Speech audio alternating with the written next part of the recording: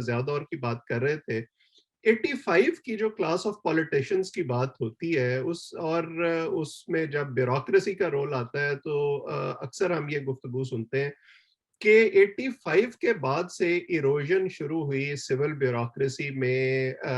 ये जो सीनियर और जूनियर की प्रेफरेंस है, जो करप्शन जिस तरह से पॉलिटिशियंस में शुरू हुई उसी तरह से सिविल ब्यूरोक्रेसी भी करप्ट हुई। तो उस दौर में आपने क्या देखा और क्या ख्याल है आपका इस सारे तबसरे पर? 85 अगर आप देखें तो कई चीज़ों में वो एक माइलस्टोन है। कि एक तो है ट्रांसफॉर्मेशन जो थी वो हुई कि जी अपनी पॉलिटिकल जो थे लीडर्स वो नहीं लेके आए उसमें, पुराने मोरलेस चले गए थे। बिल्कुल। लेकिन जो सबसे बड़ी उसके बीच में जो कबाहत थी वो ये थी कि उस वक्त के जो हुक्मरान थे उनका ये सोच कि मैं एक पॉलिटिकल पार्टीज जो हैं उनको अलग रख के और लोग एज बेहतरीन इंडिविजुअल जो हैं उनको चांस दूं कि वो इलेक्ट होकर असेंबलीज में आए और वो जो अपनी कलेक्टिव विजडम है, अपनी एक्सपीरियंस है, उससे बेहतरी की तरफ जाए। तो उसमें वो अचीव तो कोई नहीं कर पाए क्योंकि वो जो आप देखें नई क्रॉप तो डेफिनेटली उसके बीच में मेजॉरिटी आई थी, लेकिन ये वो लोग थे जो कि लोकल बॉडीज इलेक्शन जो 79 के हुए उसके बाद इलेक्ट होके और उसके बीच में रोल प्ले कर रहे थे। तो more less they had acquired the nuances of being political good political operatives. 85 की असेंबली जो बनती है तो वो partyless election, so there is no political party. So Mohammad Khan Junejo साहब जो हैं वो अब आशीर्वाद लेके और वो प्राइम मिनिस्टर बन जाती है। पर for him to keep the parliament in order, उन्होंने देखा कि वो पुराने वो सियासतदान थे कि मैं पॉलिटिकल पार्टी के बगैर तो नहीं चलता। अब उन्होंने पॉलिटिकल पार्टी इधर उधर जो भी उन्होंने इकट्ठे करके एक अपनी एक मुस्लिम लीग जो उनकी जो थी वो उन्होंने बना ली। अब क्योंकि लोग जो थे वो इलेक्ट होके आए हुए थे इंडिविजुअल बेसिस के, किसी टिकट पे तो थे नहीं, so they not beholden to it, to Mohammad Khan ji ने। For him to keep them together, he had to throw some crumbs here and there. मैं अभी सिर्फ नेशनल लेवल की बात करता हूँ। तो what I saw was that पहले तो पाकिस्तान की हिस्ट्री में जो मेरी जो as a student of political history देखा है कि कभी नेशनल लेवल के ऊपर जो पार्लियामेंटेरियंस थे वो डेवलपमेंट फंड नहीं होते थे। It was for the first time Mohammad Khan Junejo introduced this illness, जो इसके लिए नासूर है, जो एक आप एक इलेक्ट बंदा होता है to make laws at the national level. बिल्कुल। और अगर वो गली नाली के लिए फंड अगर उसने करने तो फिर लोकल गवर्नमेंट जो है, जो लोकल काउंसिलर्स हैं, वो तो फिर मीनिंगलेस हो गए। सो ये फंड उनके लिए मुख्तस किए, उनके लिए और भी प्लॉट और उनके लिए फिर वो एक 5 मरला स्कीम जो थी वो उन्होंने अपनी वो भी शुरू की। So all these kind of things more और लेस उन्होंने की to keep his grip on this party together. Even that, I think, was a fallacy because the moment he was removed, that party just fell apart. तो आप वही चीज जो थी, बिल्कुल वही चीज आप प्रोविंसेस में आप देखें तो वही अप्लाई की, पार्टीलेस थी। और ये मुझे याद है कि जब पंजाब गया वो सब पंजाब एट दैट टाइम, तो पंजाब में there were quite a few aspirants. जो उस वक्त लॉ था उसमें यही था कि the governor had to appoint somebody as the chief minister, and that person had to then obtain from amongst the members of the assembly the majority in the house. Assembly elect नहीं करती थी, जो कि अब तो assembly elect करती। So उस वक्त जो था Mohammad Khan Junejo as prime minister came to Lahore, meeting बड़ी हुई और governor Jilani obviously had his own bent of mind, वो किसको लाना चाह रहे थे किसको नहीं, वो हमें सबको मालूम है। वो एक मोहम्मद खान जुनेद जो गवर्नर हाउस में उन्होंने मिलना शुरू कर दिया ये MPS को।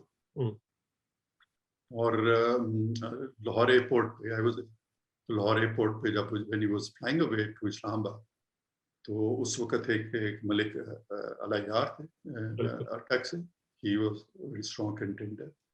चौधरी गफूर थे बावल नगर से, he was a very strong contender. उधर थे रहीम खान थे वो लगारी साहब तक Rafiq लगारी, he was a very strong contender. And of course Lahore से नवाज शरीफ थे.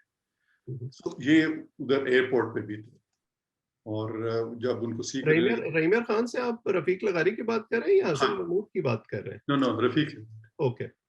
वो थे हसन महमूद ऑब्वियसली मेरा ख्याल है वो अपनी जगह पे, क्योंकि वो उस 85 की असेंबली में मेरा ख्याल है ऑपोजिशन लीडर बने थे. वो बाद में है क्योंकि उस वक्त सारे इकट्ठे ही थे क्योंकि पार्टीलेस असेंबली. ठीक है. मैं अगर हो सकता मेरी गलती हो, मेरी मेमोरी में क्यों ये पूरा सीन है एयरपोर्ट के ऊपर अखबार नवीसों ने, आप जैसे यंग जो थे यू नो प्राइम मिनिस्टर को छोड़ते नहीं थे, तो उन्होंने कहा कि क्या फैसला हुआ प्राइम चीफ मिनिस्टर का.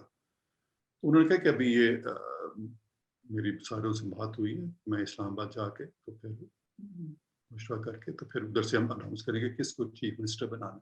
ये आप उस मशहूर वाक़े की बात कर रहे हैं जिसके बारे में ये कहा जाता है कि जब वो लाहौर से उड़े तो उम्मीदवार और थे और जब वो इस्लामाबाद पहुंचे तो उम्मीदवार तब्दील हो चुका था. ना वही तो मैं कहने लगा.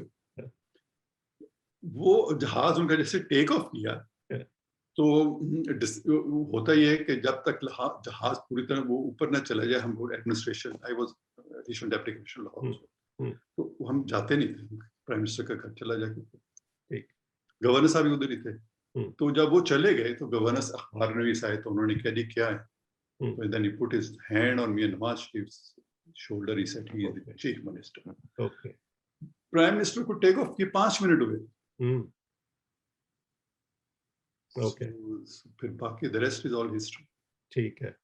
और ये जो पॉलिटिकल करप्शन का आगाज हुआ 85 के बाद, आपको लगता है कि फिर सियासतदानों ने अपने आप को मजीद प्रोटेक्ट करने के लिए या मजीद अपने आप को एक तरह से ये कह लें कि अपनी बेसिस को स्ट्रेंथन करने के लिए ब्यूरोक्रेसी को भी अपने साथ में लाया? क्योंकि मैं जब सियासतदानों से बात करता हूं तो वो ये कहते हैं कि जी हमें तो कुछ पता नहीं होता, हमें तो ब्यूरोक्रेसी जो कहती है हम वो कर देते हैं.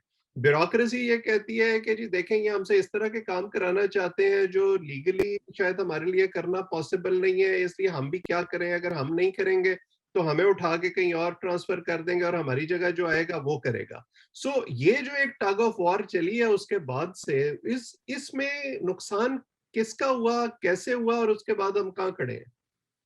नुकसान तो कौम का ही हुआ. देखिए वही फिर ये बात है क्योंकि एक पार्टीलेस इलेक्शन थे, पार्टी कोई थी नहीं, तो जो चीफ एग्जीक्यूटिव था भले प्रोविंस में हो भले सेंटर में हो, वो इनसिक्योर था.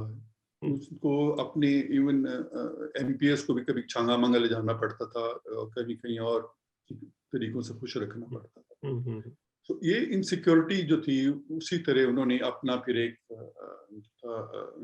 यंग ऑफिसर्स का एक ग्रुप जो था अपने इर्द गिर्द रखा, क्योंकि जब इंसान यंग होता है इजी होता है मैनिपुलेट करना. तो वो एक इस चीज को उन्होंने अपना मैनेजमेंट स्टाइल बना के तो वो तो हुआ. अच्छा, जब ये सिलसिला शुरू हुआ तो उस वक्त का जो सीनियर कैडर था ब्यूरोक्रेसी का, जो ज़ाहिर इन्फ्लुएंशियल भी होंगे, उन्होंने इसको रेजिस्ट करने की कोशिश नहीं की, अपने जूनियर्स को समझाने की कोशिश नहीं की? जब देखिए अब पूरे अब देखें अब वो सेंट्रलाइज स्ट्रक्चर का एक हिस्सा ये भी है कि जो सूबे में जो दो की पोजीशंस हैं वो फेडरल गवर्नमेंट अपॉइंट करती थी, आज भी करती है, और उसके जरिए वो प्रोविंशियल ब्यूरोक्रेसी को, पुलिस को और सिविल सर्विस जो है, जो कि हमारे दो जो एडमिनिस्ट्रेटिव सर्विसेज हैं जिनको ये लोगों तक जो है वो ग्राउंड तक रीच है और जो कंट्रोल्स वो एक्सरसाइज करती. 85 के बाद कुछ देर तक वो जो था एक kind of a Fani kind of relationship रही जब तक गवर्नर जिलानी जो थे वो गवर्नर है, because he was the power centre. The moment he was removed and वो अपना मुल्तान से शाह मूसा भिजवा लेते। जी, बिल्कुल।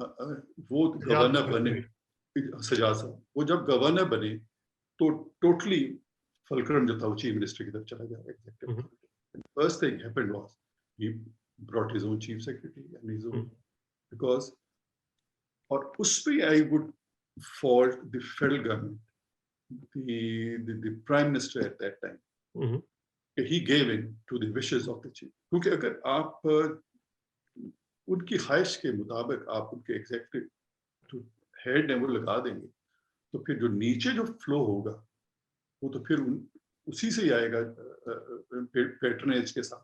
और वो ठीक है। पैटर्नेज जो थी वो फिर जब वो नीचे सरहद करती है हुँ, तो फिर वो बड़ी कवाहतें आती हैं उसमें। ठीक है। और एक जो इस पे जो I think we should address this some stage also. हम जब अब देखें कायदे आज़म के, आप देखें तो उन्होंने very clear in his mind at the outset, he said there are two ills which are hmm, we should be fighting against and which I'll not tolerate। Hmm, One was corruption and the other was nepotism। ठीक है। अब मेरी नजर में nepotism corruption से भी ऊपर जो है वो एक बहुत बड़ी इल है, हुँ, हुँ, और वो हमारे इस कल्चर में, और उसकी वजह से जो है आज अब जितने अब जाते कि स्कैंडल्स देखते हैं, आज आप जो जितना ये खबरें चलती हैं बिल्कुल। कि अगर उसमें हूँ एक पोजीशन पे, और मैं करप्शन नहीं कर रहा, लेकिन मैं अपने रिश्तेदारों को जो है वो इधर उधर फायदे चाह के, तो वो एक पूरा जो है डिस्टॉर्शन ला रहा हुँ, हुँ, हूँ सोसाइटी में। तो वो तो एक एक आई थिंक इससे करप्शन से बड़ा नासूर है। बिल्कुल। तो और यही नासूर जो था ये 85 के बाद तो इतना फैला है ये हुँ, कि सिटिंग ब्यूरोक्रेट्स जो थे उनके किसी का वालिद, किसी का भाई, किसी बीवी, किसी, वो पार्लियामेंट में बैठे शुरू हुँ, हो गए, हुँ, हुँ, और बिल्कुल। वो और एक दूसरे को प्रोटेक्शन देते थे। वो माफिया से सॉर्ट ऑफ काइंडली बन गई, इस और आज भी है, नेपोटिज़्म की हम बहुत आज भी बात है। सुनते हैं।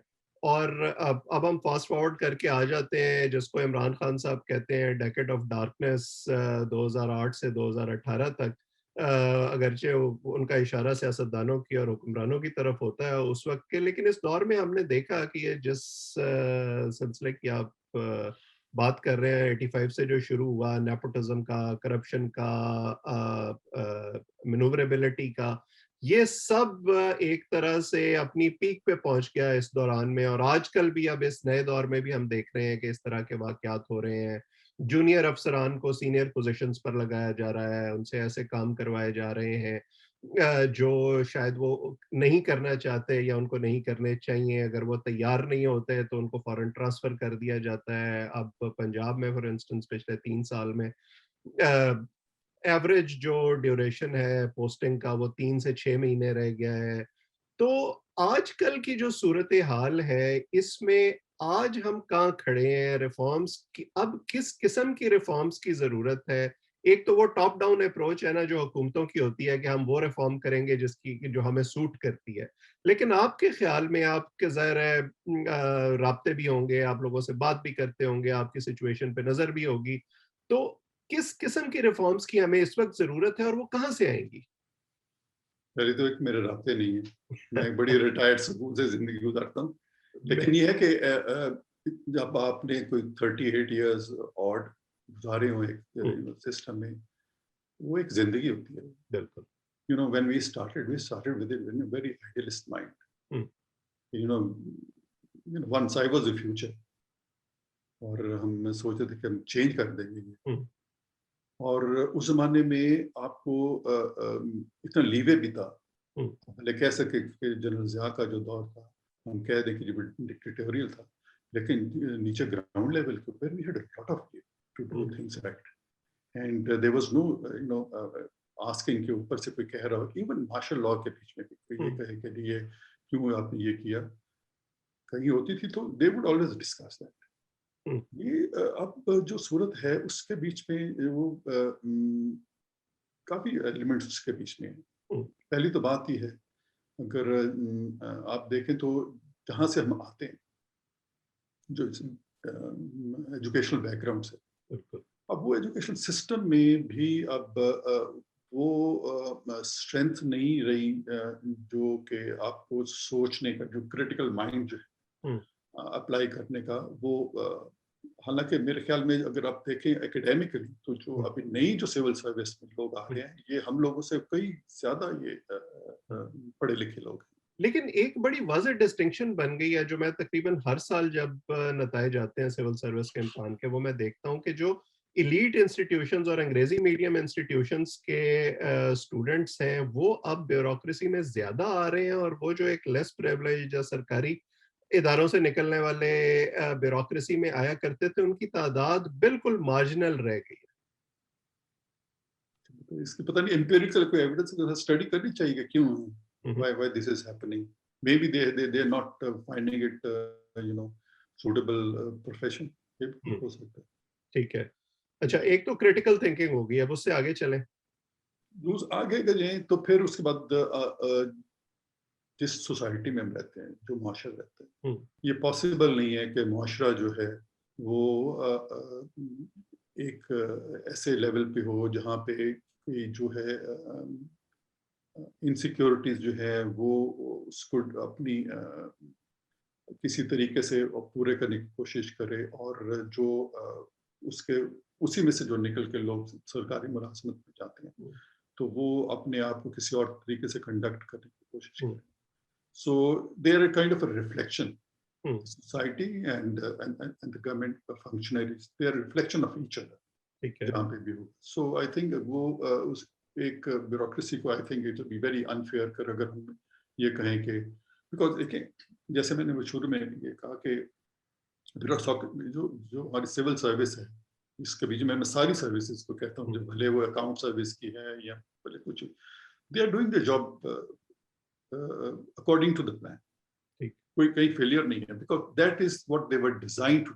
हुँ, अगर उनको आप फॉर एग्जांपल आप पुलिस का आप ले लें, हुँ, अगर पुलिस जो है उसके बीच में अगर थाने में एक कल्चर ये है कि आपने कन्फेशन करा के हुँ, तो केस जो है उसको बनाना है, और कोई एम्पिरिकल एविडेंस या फोरेंसिक एविडेंस जो है उसको नहीं इकट्ठी करनी, हुँ, और फिर और ना पेन स्टिकिंगली करना है, ना उनके, तो आप उनको क्योंकि इक्विप नहीं कर रहे, आप उनको रिसोर्सेज नहीं दे रहे, हुँ, आप वही जो पिछले दौर में जो रहा है कई दहाइयों से, उसके ऊपर इंक्रीमेंटल जो है आप उनको कर रहे हैं, ना आप उनको ट्रेन कर रहे हैं, ना उनको रिसोर्सेज दे रहे हैं, तो देन एक्सपेक्टिंग कि हुँ, वो जो है अपनी कन्विक्शन जो है वो रेट्स को बढ़ाएंगे, हुँ, तो किस तरह करेंगे, वो सिस्टम नहीं चेंज हो पाएगा। हुँ, तो हम फिर ये करेंगे कि ये इन्होंने रिफॉर्म तो हुआ कोई नहीं, हुँ, पुलिस रिफॉर्म भी हो गया लेकिन रिफॉर्म नहीं हुए, लोगों की जिंदगी में कोई फर्क नहीं पड़ा, बिकॉज वो आगे जो ट्रांसफॉर्मेशन होनी थी वो हुई नहीं। सो एक जगह पे आप पेपर में तो रख लेते हैं रिफॉर्म्स, हुँ, लेकिन जब वो इम्प्लीमेंट नहीं होते, और उसकी जैसे आप और मैं पहले डिस्कस कर रहे थे कि क्योंकि वो ओनरशिप जो है हुँ, वो सब्सिक्वेंट गवर्नमेंट्स जो थी जिन्होंने इम्प्लीमेंट करना वो लेती नहीं है, ठीक। तो फिर वो you know start and stop के ऊपर वो चलता रहता है। सो अच्छा। ये उसके बीच में मेरे ख्याल एक एलिमेंट है। The second thing is of course you know जिसके बीच में ये है कि जैसे आप कह रहे हैं कि टेन्योर्स तोड़े, hmm, which I think is a bad thing even for the sitting government. Hmm, कोई गवर्नमेंट अपना जो है वो एजेंडा उसको अचीव नहीं कर पाएगी अगर वो इस तरह के छोटे छोटे टेन्योर्स के बीच में अपने अफसरों को जो है वो लगाए। It is in their own benefit that they should be very careful about selection of the officers and then hmm. give them a decent tenure. अच्छा, टेन्योर्स के साथ एक और जो बात की जाती है वो ये है कि हमारे यहाँ मतलब एक अफ़सर है, वो एक दिन फॉर इंस्टेंस एजुकेशन में होता है, 6 महीने के बाद हेल्थ में चला जाता है, फिर 2 साल के बाद इरिगेशन में चला जाता है, तो कोई वो स्पेशलाइज़ेशन का कॉन्सेप्ट नहीं है उस तरह से, जैक ऑफ ऑल ट्रेड्स वाली बात है। तो आपके ख़्याल में कोई स्पेशलाइज़ेशन होनी चाहिए, या ये इसी तरह चलेगा जैसे चल रहा है? एडमिनिस्ट्रेटिव लेवल के ऊपर तो जो मैनेजमेंट टूल्स हैं वो तो मोर और लेस वही हैं। हुँ, हुँ, जो नीचे जहाँ पे स्पेशलाइजेशन की जरूरत है वो तो स्पेशलाइज कैडर ही है, हुँ, और बल्कि इसमें की भी अगर आप देखें तो सबसे बड़ी जो सिविल सर्विस का जो कंपोनेंट है वो तो एजुकेशन डिपार्टमेंट। बिल्कुल, आई मीन पंजाब का एजुकेशन डिपार्टमेंट कोई 6-7 लाख से ऊपर का है। बिल्कुल। अब उसके बीच में रिफॉर्म की कोई बात हो नहीं करती। हुँ, जो जितने रिफॉर्म होंगे वो जो 400 जो फेडरल गवर्नमेंट के अफसर हैं उनके ऊपर बड़ी लगी हुँ, रहेगी तनख्वाह। हुँ, हालांकि इधर जो है आई थिंक ज्यादा जरूरत है रिफॉर्म्स की और रिसोर्सेज जो है वो मुहैया करने की। बल्कि तो जो प्रोविंशियल ब्यूरोक्रेसी है और फेडरल ब्यूरोक्रेसी है उनके दरमियान में एक टग ऑफ वॉर भी हमेशा चलती रहती है। वो हमेशा कहते हैं कि हमें उस तरह की पोस्टिंग्स नहीं मिलती, हमें उस तरह के मराहत नहीं मिलती। इस शिकायत में कितनी हकीकत है और इसको कैसे हल किया जा सकता है? ये वो फिर वो स्टेट की जो उनके स्ट्रक्चर जो है वो एक सेंट्रलाइज्ड, हम्म। अगर आप स्ट्रक्चर जो है उसको दुरुस्त कर लें तो सूबे का जो है उसको पूरा इख्तियार दें कि अपने जो है अफेयर्स वो उसको मैनेज करें। हम्म। फॉर एग्जांपल अभी जो रिसेंट जो रिफॉर्म्स जो थे उसके बीच में मैं देख रहा था कि जो मैंने अखबारों में जो उनके हुए वो मैं मुझे डिटेल्स का तो उतना नहीं मालूम, लेकिन उसके बीच में वो सूबे की भी सिविल सर्विस की रिफॉर्म जो थे वो इस्लामाबाद में बैठ के ग्रुप जो है वो कर रहे हैं, हम्म। और वो लोकल गवर्नमेंट में भी वो बता रहे कि जिले में क्या होना चाहिए, जिले के फलाने का। तो अगर आप पहली तो बात है कि किस सूबे ने आपको इख्तियार दिया कि आप उनके जो है एडमिनिस्ट्रेटिव अफेयर्स जो हैं उसके बीच में आप अपनी टांग अड़ाएं। हम्म। आप अपने जो फेडरल गवर्नमेंट के जो इश्यूज हैं उनके बारे में रिफॉर्म की बात करें तो वो समझ आएगी किस कानून जो के तहत वो जो अपना जो है वो एजेंडा तहसील के लेवल तक जो है वो ले जाना चाहते हैं। हम्म। और इस डिस्टॉर्शन की वजह से वो जो जो तनाव है वो बहुत बढ़ जाता है कि सूबे के जो जिन मुलाजमीन जो है वो जब देखते हैं कि फेडरल गवर्नमेंट जो है वो उनके मामलात के बीच में भी, उनके सर्विस स्ट्रक्चर के बीच में भी, उनकी तरक्कियों के बीच में भी हम्म। जो है वो इन्वॉल्व हो जाती है, तो लाजमी बात है। तो बेहतर ऐसा होगा कि पहले तो एक कंसेंसस हो जाए हम्म। कि हमने अपनी स्टेट जो है अभी 18th अमेंडमेंट के बाद तो बड़ी क्लियर डिवीजन है कि किन कामों के लिए फेडरल गवर्नमेंट जिम्मेदार है, किन कामों के लिए सूबे जिम्मेदार है। हम्म। तो अपनी अपनी जो है एडमिनिस्ट्रेटिव जो स्ट्रक्चर्स हैं उसके मुताबिक रखें। हम्म। अगर वो रख लेंगे तो फिर सूबे जो हैं आई एम श्योर पहले पहले उसमें दिक्कत होगी, उसके बीच में उनको सारे सूबे एक जैसे डेवलपमेंट लेवल के ऊपर हैं भी नहीं, कहाँ बलोचिस्तान होगा या कहीं केपी होगा तो वो डिफरेंट होंगे, सिंध के डिफरेंट होंगे, वो अपने अपने, but then give them the latitude hmm. that they should then develop their own administrative structure। तो अगर कोई चाहता है कि मैं इलेक्शन के जरिए अपने जो है वो डिस्ट्रिक्ट अफसर जो है इलेक्ट करें, अमेरिका में होता है जजेस इलेक्ट होते हैं, शेरिफ्स इलेक्ट होते हैं, तो अगर वो करे तो हम अपनी नजर से उनको जज करें कि जी ये क्या कर दिया उन्होंने, बिल्कुल सही। Let them. वो अपने वो इस ट्रायल एंड एरर उसके बीच में it was a long process, but obviously you have to trust and empower your provinces, you have to trust and empower your local bodies hmm. to manage their own affairs। और ये जो centralise जो है, मैं इस पे बड़ा इस पे क्लियर हूँ कि ये मुल्क के लिए अच्छा नहीं है। ठीक है। अभी इसी रिसेंट हमारे वो जी जी जी अभी रिसेंट जो एफर्ट्स हो रही हैं, आपने तस्करा किया कि आपने अखबार में पढ़ा है, उनको लीड कर रहे हैं डॉक्टर इशरत हुसैन, और वो पिछली हुकूमतों में भी इस पर काम करते रहे हैं। वो एक किताब भी उन्होंने लिखी है इस हवाले से। तो उसकी कुछ मालूमात हैं आपको, वो क्या कर रहे हैं, किस रुख पर उनका रिफॉर्म्स एजेंडा जा रहा है, क्या निकलने की तवक्को है उसमें और कब तक निकल आएगा? वो क्या वो शेर है वो बीमार जिसके सबब उसी तार के लौंडे से दवा। बिल्कुल, मेरा ख़्याल है कि इससे बेहतर तबसरा मुमकिन नहीं है। तो इसको रैप अप करते हुए मेरा ख़्याल है जो सबसे अहम सवाल है, आपने पॉलिटिकल विल और ओनरशिप का तो ज़िक्र किया था पहले। मैंने आखिर के लिए बचा के रखा हुआ है ये सवाल, मैं आपसे पूछूँ कि क्या कोई हुकूमत, इतनी हुकूमतों के साथ, इतने हुक्मरानों के साथ आपने काम किया है, क्या कोई हुकूमत जो हमेशा बात करती है कि जी हम रिफॉर्म्स करना चाहते हैं, ऐसे रिफॉर्म्स करना अफोर्ड कर सकती है या उसकी ख्वाहिश होती है जो उसको भले खुद सूट ना करें, लेकिन इंस्टीट्यूशनल रिफॉर्म्स ऐसे हो जाएं जो आइंदा आने वाले वक्तों के लिए एक मजबूत बुनियाद साबित हों? मुश्किल है। पॉलिटिशियन जो है वो अपने इलेक्शन साइकिल में काम करते हैं, हम्म। और जब जीत के आते हैं तो उसी दिन से उनका जो है मंशा ये होता है कि अगला इलेक्शन जो है वो कैसे जीतेंगे। हम्म। और रिफॉर्म जो है वो उनका एक अपना साइकिल होता है, वो ये छोटे साइकिल में चल भी नहीं पाएंगे, जो उनके ठीक। लॉन्जेविटी जो है उसके लिए ज़रूरी है। हुँ, हुँ। उसके लिए एक तमाम जब तक मेजर पार्टीज़ जो हैं वो एग्री ना करें और कोई एक रिप्रेजेंटेटिव कमीशन बना के आप देखें ना कि इल्स क्या हैं हुँ, मौजूदा सिस्टम में और उसको हमने किस तरह दुरुस्त करना है। देखिए end of the day government की कोई भी पॉलिसी हो, जब तक वो लोगों तक सही तरीके से पहुंच ना सके और वो एफिशिएंटली ना पहुंच सके, तो रिसोर्स जो है वो ज़ाया हो जाते हैं सारे, और वो resources resource scarce country like Pakistan बड़े वो प्रेशर्स होते हैं इसके बीच में। बाकी रिफॉर्म जो आपने जो बातें की हैं, ये वही जैसे अगर हम देखें कि ट्रिगर क्या करते हैं, फॉर हुँ, एग्जांपल ज़रूरी नहीं है कि इसको रेवोल्यूशनरी रिफॉर्म्स जो हैं उसमें लाएं। कुछ रिफॉर्म्स हैं जो हमें पता भी नहीं होता वो हो ही जा रहे हैं। हुँ, फॉर एग्जांपल अभी आप देखें तो नादरा ने कोई ढंढोरा नहीं पीटा, उन्होंने क्या किया, आप दुनिया में कहीं भी बैठे हो नाइकाब जो है आप ऑनलाइन जाके आप ले सकते हैं। बिल्कुल। आप वीजा भी अब जो है वो हुँ, चले उसमें जाके दे सकते हैं। तो वो आई थिंक इससे बड़ा कोई रिफॉर्म्स जो किसी आम बंदे की जिसको आईडी कार्ड और नाइकॉब जो बिल्कुल। है ये उनका जरूरत है, उनको जाके इस दफ्तर में धक्के खाने की जरूरत नहीं, कोई रिश्वत देने की जरूरत नहीं। तो वो एक हो गया। दूसरे रिफॉर्म्स जो जिनकी आप बात करते हैं वो हुए इसके बीच में एफबीआर के बीच में, हुँ, रेवेन्यू कलेक्शन में, जहाँ पे जो टैक्स पेयर जो थे उनके लिए उन्होंने वो इंटरफेस जो था उसको मिनिमाइज किया। हुँ, वो ड्रिवन थे सारे के सारे जो थे लेंडर्स की तरफ से, लेंडर इंस्टीट्यूशंस ने कहा कि ये होने हैं तो वो हो।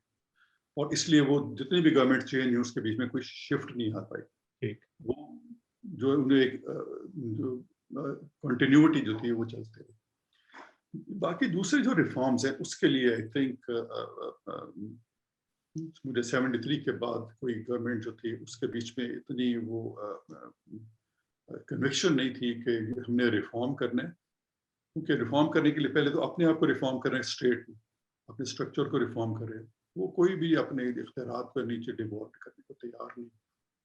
सो अगर करना है तो उसके लिए I think they all have to sit down hmm, together and make in you know collective effort that this is what exactly what mean by reform, कि उसमें क्या रिक्रूट करनी है, क्या कुछ करना है। अगर वो आपने वो रट्टे रुटे जो पुराने जो थे उन्हीं को झाड़ पोंछ के किसी हुँ। ने रीपैकेज करके तो आगे चलाने हैं, तो वो उसको भले आप जितनी मर्जी चलाते हैं इफेक्टिव तो कभी नहीं बिल्कुल सही। और जब आप कंसेंसस की बात करते हैं और स्टेक होल्डर्स की बात करते हैं, तो वहीं आके मेरा ख्याल है एक रोड ब्लॉक भी पैदा हो जाता है, क्योंकि हर कोई अपना शेयर ऑफ द पाई लेना चाहता है। और फिर जब हम स्टेक होल्डर्स की बात करते हैं, तो उसमें कई ऐसे वेरिएबल्स हैं जिनकी आज की नशिस्त में हमने बात नहीं की। तो इस गुफ्तगू को हम आगे जारी रखेंगे और यकीनन उस पर भी बात करेंगे। आपका शुक्रिया, हमारे देखने वालों का शुक्रिया। आज के लिए इतना ही, और उम्मीद है कि आपके साथ ये बातचीत आइंदा भी जारी रहेगी। बहुत बहुत शुक्रिया, thank you for having me.